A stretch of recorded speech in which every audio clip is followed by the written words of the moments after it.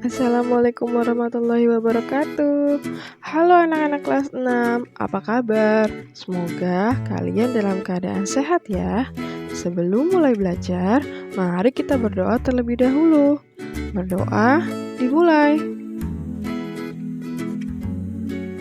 Berdoa selesai. Kali ini masih dengan Bu Vindi, kita akan belajar tema 9, menjelajah angkasa luar, subtema 1, keteraturan yang menakjubkan, pembelajaran 4. Dalam pembelajaran kali ini, muatan pelajaran yang terdapat di dalamnya Bahasa Indonesia KD 3.9, IPS KD 3.2, dan PPKN KD 3.4. Anak-anak, coba kalian perhatikan gambar berikut ini. Tahukah kalian benda apa itu? Benda itu dibuat oleh manusia di bumi. Benda itu diluncurkan ke luar angkasa untuk memenuhi kebutuhan manusia, terutama untuk kebutuhan komunikasi. Nah, benda ini disebut dengan satelit buatan. Satelit buatan dibuat oleh manusia dan beredar di angkasa luar. Untuk apa benda itu dibuat dan bagaimana cara meluncurkannya? Tahukah kamu bahwa yang kamu lihat itu adalah gambar salah satu satelit buatan? Satelit buatan ini dikirimkan ke orbit bumi dengan tujuan tertentu. Manusia telah lama meluncurkan satelit buatan untuk kemajuan ilmu pengetahuan dan teknologi. Satelit buatan diluncurkan ke luar angkasa dengan menggunakan pesawat luar angkasa melalui roket. Satelit tersebut akan mengumpulkan data dan informasi yang akan dikirimkan ke bumi. Ada berbagai misi dalam peluncuran satelit buatan manusia. Di antaranya yaitu untuk keperluan komunikasi dan informasi. Mari kita lihat beberapa jenis satelit dan kegunaannya berikut ini. Yang pertama, satelit cuaca. Seperti namanya, satelit cuaca bertujuan untuk mengetahui kondisi cuaca dan iklim di bumi. Satelit cuaca juga disebut sebagai satelit meteorologi. Yang kedua, satelit komunikasi. Satelit ini berfungsi untuk pemancar sinyal komunikasi seperti radio, televisi, internet, serta sinyal jarak jauh lainnya. Yang ketiga, satelit navigasi. Penggunaannya lebih ditujukan untuk mengetahui lokasi dan letak geografis sebuah objek di bumi melalui satelit. Keempat, satelit astronomi. Penggunaan satelit astronomi cenderung terbatas pada pemantauan luar angkasa. Contohnya seperti memantau jarak antar galaksi, bintang, satelit alam, dan benda di antariksa lainnya. Yang kelima, satelit untuk observasi bumi. Satelit untuk observasi bumi dari orbit. Satelit ini mendeteksi keberadaan vegetasi, warna perairan, dan radiasi di bumi. Digunakan pula untuk membuat peta pada umumnya. Nah, itulah jenis-jenis satelit dan kegunaannya. Dengan adanya satelit dapat mempermudah kegiatan manusia di bumi. Ini juga merupakan salah satu manfaat dari modernisasi. Nah, apalagi ya manfaatnya? Mari kita simak teks berikut ini. Modernisasi banyak membawa dampak bagi kehidupan sosial masyarakat.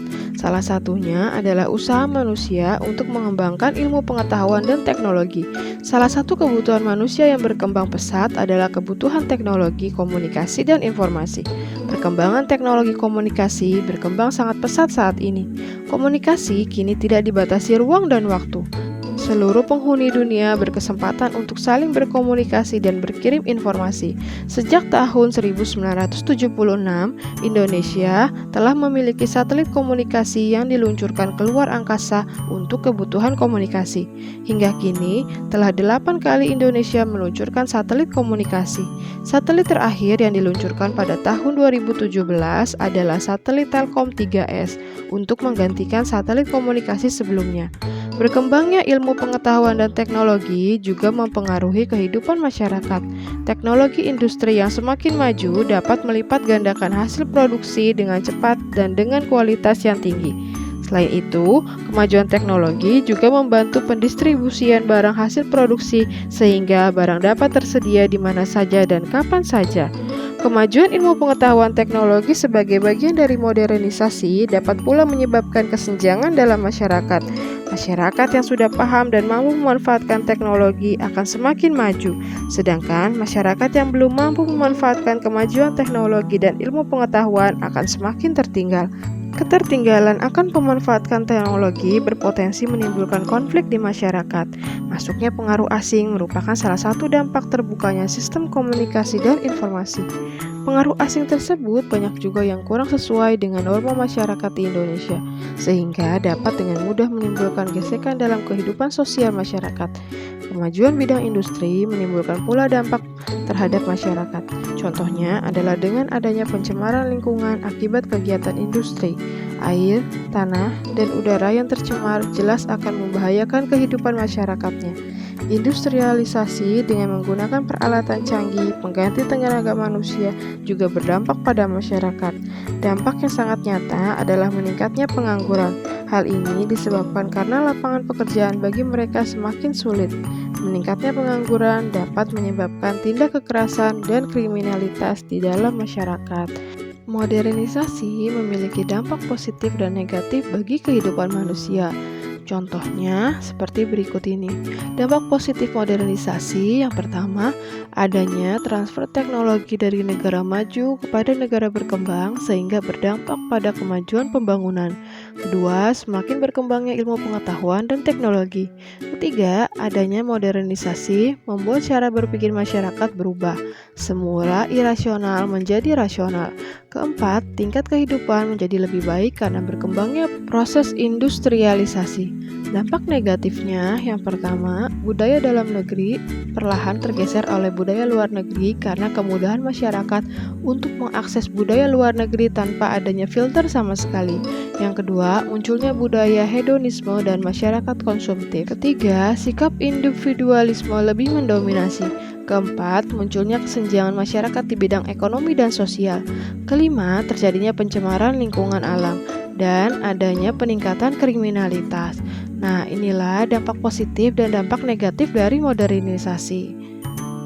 Berdasarkan teks yang sudah kita baca sebelumnya, berikut ini adalah peta pikiran dari dampak modernisasi.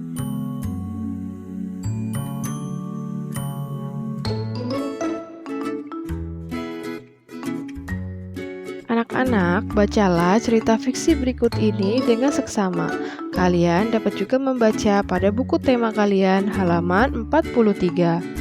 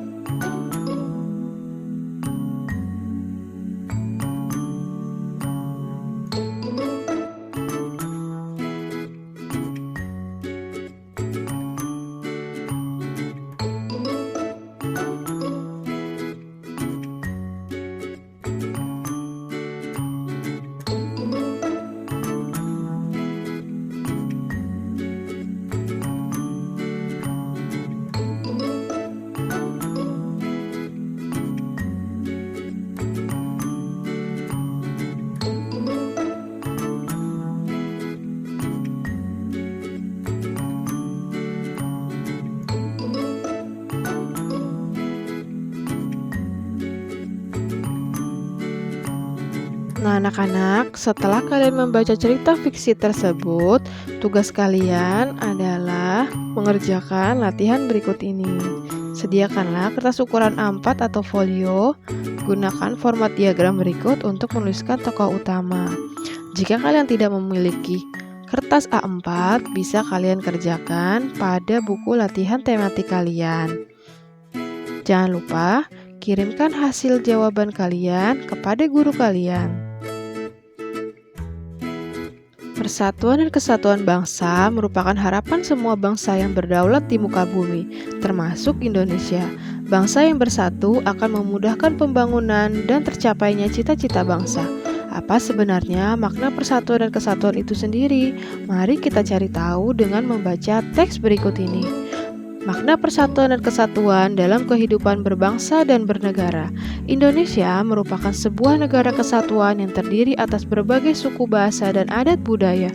Makna kesatuan di dalamnya adalah negara Indonesia sebagai bentuk persatuan dari kumpulan suku-suku di Indonesia yang beragam dan mendiami wilayah geografis pulau-pulau di Indonesia.